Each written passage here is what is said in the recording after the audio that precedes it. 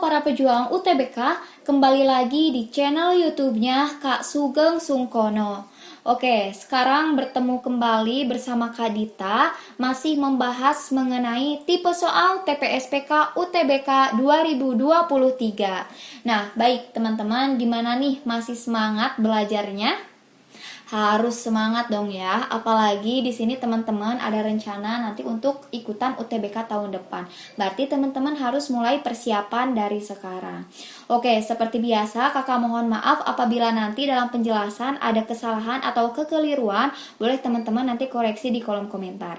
Oke, sekarang yuk kita langsung saja ke pembahasan soal. Yang pertama yaitu mengenai barisan dan deret. Nah, untuk soalnya yaitu diketahui pola bilangan negatif 4, K, 4, 8, 12, titik-titik, merupakan pola bilangan aritmatika. Nah, nilai dari K kuadrat tambah 4 adalah berapa? Nah, lihat di sini teman-teman, ingat ya, ini merupakan pola bilangan apa? Aritmatika. Nah, pola bilangan aritmatika, karena bilangan aritmatika berarti di sini barisannya itu mempunyai apa? Mempunyai bedanya itu selalu sama ya teman-teman. Kalau bilangan aritmatika bilangannya selalu sama dan apa? Dan konsisten. Nah, sekarang kita lihat dalam bilangan barisan ini bedanya itu berapa. Cara mencari bedanya, lihat angka yang di depannya kurangi dengan angka yang di belakangnya. Berarti ini 8, ini 4. Untuk mengetahui beda, kurangi 8 kurangi 4 berapa? 4. Nah, begitupun misal kita cari bedanya dari angka yang ini. 18 kurangi 8 berapa? 4. Nah, jadi bedanya itu selalu sama ya teman-teman, konsisten gitu, bedanya terus ke sini 4, ini bedanya 4 dan seterusnya. Berarti untuk mencari nilai K juga kita dapat mengetahuinya dari nilai beda. Karena di sini bedanya 4. Nah, karena di sini bedanya adalah 4, maka kita jumlahkan saja. Negatif 4 tambah 4 itu berapa? Yaitu 0 ya, berarti K ini berapa? K ini 0. Nah, udah diketahui nih K-nya berapa?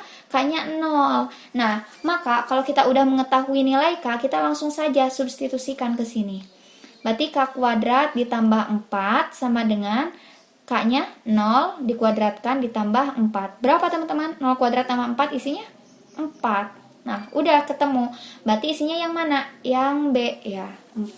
Oke, sekarang kita lanjut ya ke nomor 2 yaitu deret aritmatika. Nah, diketahui pola bilangan 21, 18, 15, 12 merupakan pola bilangan aritmatika. Nah, 2 kali suku ke-9 ditambah suku ke-4 sama dengan suku keberapa? Nah, ini yang akan kita cari, yaitu 2 kali suku ke-9. Kemudian ditambah suku ke-4 sama dengan suku keberapa? Nah, kita misalkan di sini UN karena kita belum tahu nih suku keberapanya. Berarti nanti yang akan kita cari itu N-nya. N-nya berapa ya?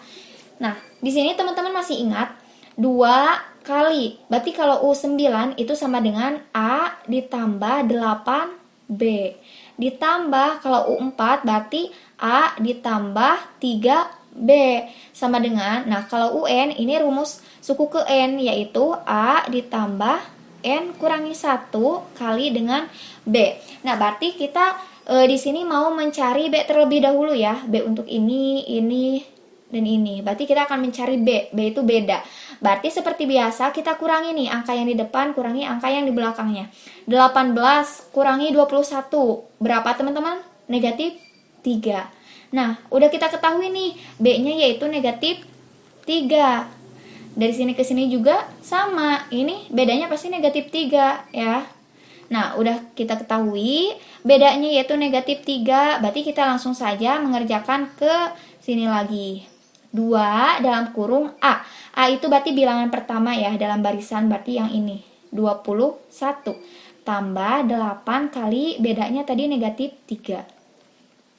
Tambah A-nya tadi 21 tambah 3 kali bedanya negatif 3 sama dengan A tadi 21 tambah N kurangi 1 kali bedanya tadi negatif 3. Nah, oke, yuk kita kerjakan.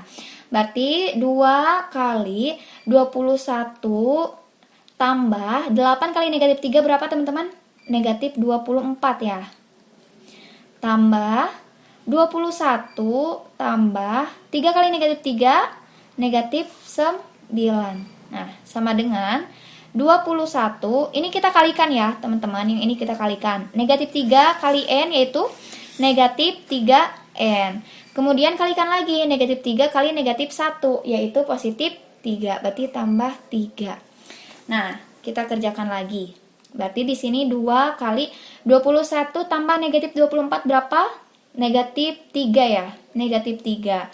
Tambah 21 tambah negatif 9 berarti berapa teman-teman? 12, positif 12 ya. Sama dengan 21, ini tambahkan ke sini, tambah 3 berarti 24. Kurangi 3N. Nah, teman-teman, karena kita akan mencari N di sini. Oh, kita kalikan saja dulu ininya ya. Berarti 2 kali negatif 3 itu negatif 6 tambah 12 sama dengan sama dengan 24 kurangi 3N. Negatif 6 tambah 12 yaitu positif 6. Sama dengan 24 kurangi 3N. Nah, karena kita akan mencari nilai N, nah yang ini kita pindah ruaskan saja. Berarti tadinya negatif menjadi positif ya. Berarti positif 3N. Sama dengan 24, yang ini kita pindah ruaskan, berarti jadi kurangi 6. Nah, maka 3N sama dengan 24 kurangi 6, yaitu 18. Nah, maka N-nya dapat kita cari nih. 18 dibagi 3 berapa teman-teman? 6. Nah, maka N-nya 6. Nah, kita lihat lagi nih ke awal. Berarti 2 kali suku ke 9 ditambah suku ke 4 sama dengan suku ke N-nya berapa? 6. Nah, berarti sama dengan suku ke 6. Berarti isinya yang mana? Yang C ya. Nah, seperti itu. Oke, sekarang kita lanjut ke nomor 3. Nah, untuk yang nomor 3 di sini masih mengenai barisan aritmatika.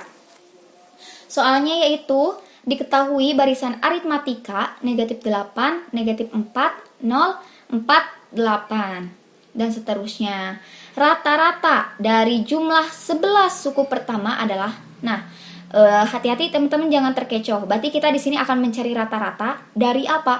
Dari jumlah 11 suku pertama ya.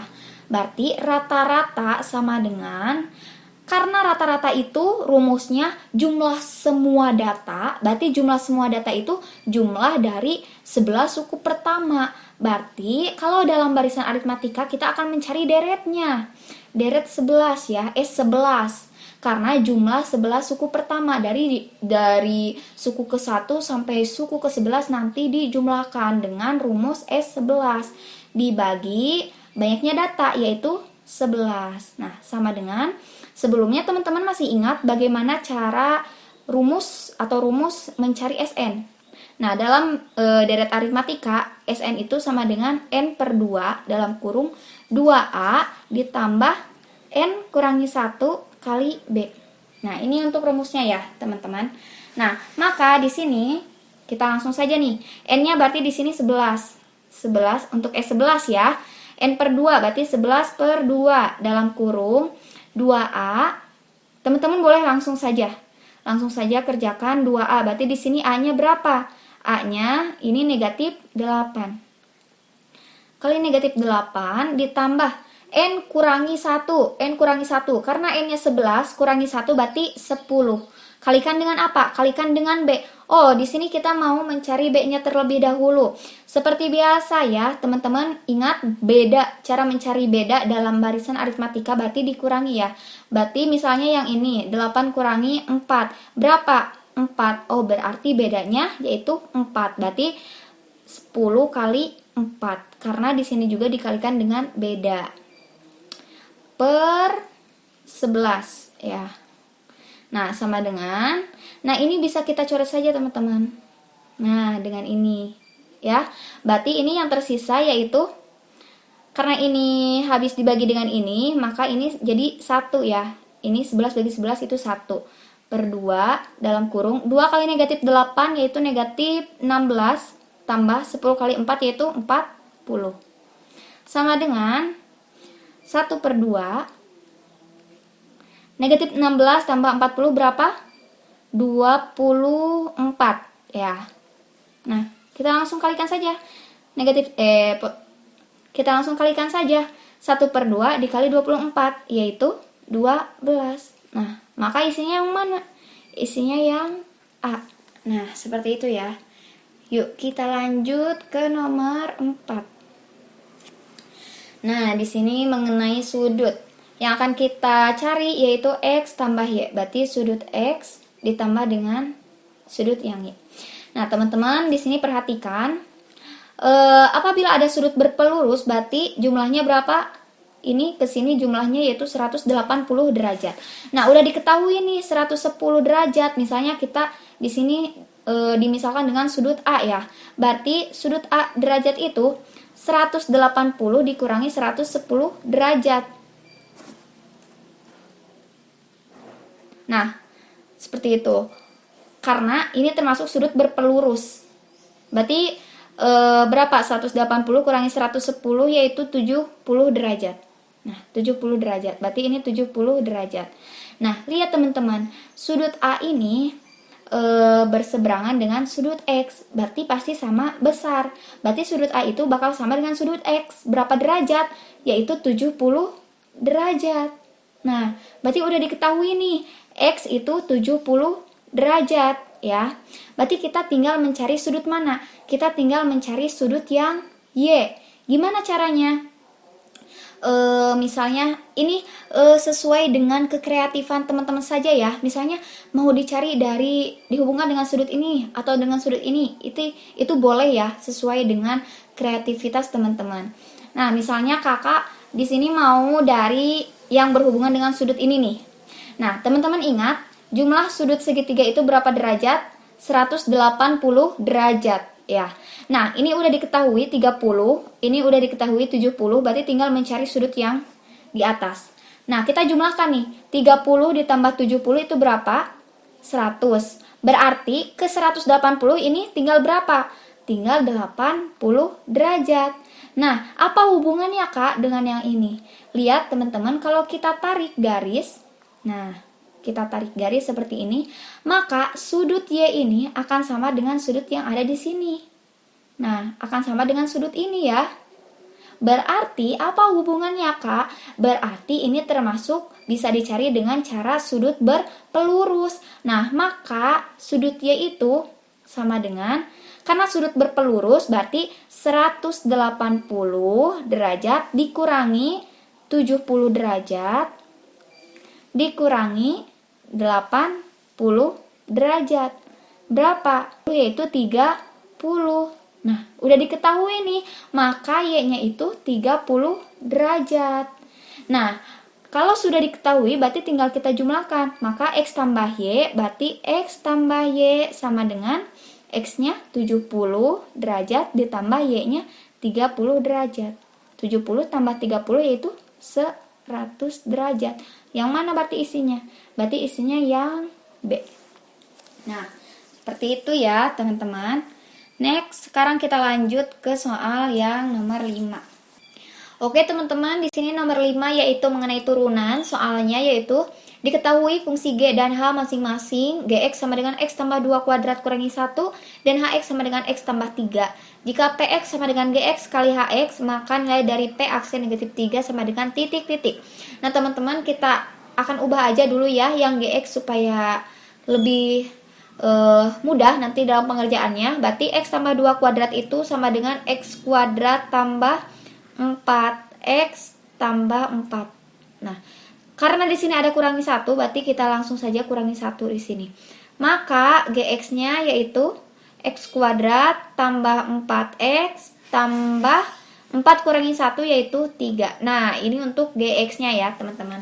Nah, sebelum ke pengerjaannya, karena di sini adalah bentuknya perkalian, kalau kita akan mengubah fungsi fx dalam bentuk perkalian, misalnya ada u kali v. Nah, untuk mencari turunannya atau f aksen x-nya yaitu u aksen v ditambah u v aksen. Nah, kita andaikan saja u-nya itu yaitu gx dan v-nya itu sebagai HX-nya. Nah, maka kalau kita mau mencari P aksen X sama dengan berarti G aksen X kalikan dengan HX tambah GX kalikan dengan H aksen X. Nah, maka P aksen X-nya itu berarti negatif 3 ya, negatif 3. Nah, kita cari aja dulu G aksen X, berarti turunan dari G, yaitu 2X tambah 4. Ya, ini untuk turunan dari GX. Teman-teman masih ingat cara menurunkannya? Nah, berarti kalau kita akan menurunkan, misalnya ini X kuadrat, berarti yang pangkat kalikan dengan koefisiennya, berarti 2 kali 1, berarti 2. Kemudian pangkatnya kurangi 1, berarti X-nya jadi pangkat 1. Begitupun dengan 4X ya. Kemudian karena ini berupa konstanta, nah maka turunannya 0, berarti gak usah ditulis. Nah, seperti itu. Nah, kemudian untuk yang HX. Untuk turunan dari HX sama dengan, berarti ini juga sama nih teman-teman caranya. Karena ini sama saja dengan pangkat 1, nah si pangkatnya kalikan dengan koefisien. Koefisiennya berapa ini Kak? Berarti ini koefisiennya 1. Karena kalau koefisien 1 gak usah ditulis, jadi ini 1. Jadi 1 kali 1 berarti udah 1.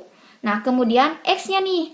X-nya berarti kan pangkatnya ini 1, sama aja dengan pangkat 1. Tapi gak ditulis kalau pangkat 1 ya. Dikurangi 1. 1 kurangi 1 berapa? 0. Oh, berarti pangkatnya 0. Yang dipangkatkan dengan 0 berarti pasti 1. Berarti tetap saja 1 kali 1 berarti 1. Nah, karena ini berupa konstanta, jadi gak usah ditulis karena turunannya yaitu 0 ya. Seperti itu. Sekarang kita langsung saja ke sini. Nah, kita substitusikan, berarti fungsi dari turunan GX yaitu 2X tambah 4. HX-nya yaitu X tambah 3 ya. Tambah GX-nya yaitu berarti yang itu ya teman-teman. Nah, yang ini. X kuadrat ditambah 4X tambah 3 kalikan dengan H aksen X, berarti 1. Nah, kemudian kita substitusikan setiap X dengan angka negatif 3. Berarti 2 kali X-nya berarti negatif 3. Tambah 4 dalam kurung negatif 3 tambah 3. Kemudian tambah, nah X-nya dengan negatif 3 lagi. Negatif 3 kuadrat tambah 4 kali negatif 3 tambah 3 kali 1. Sama dengan, nah teman-teman di sini kita langsung saja hitung ya.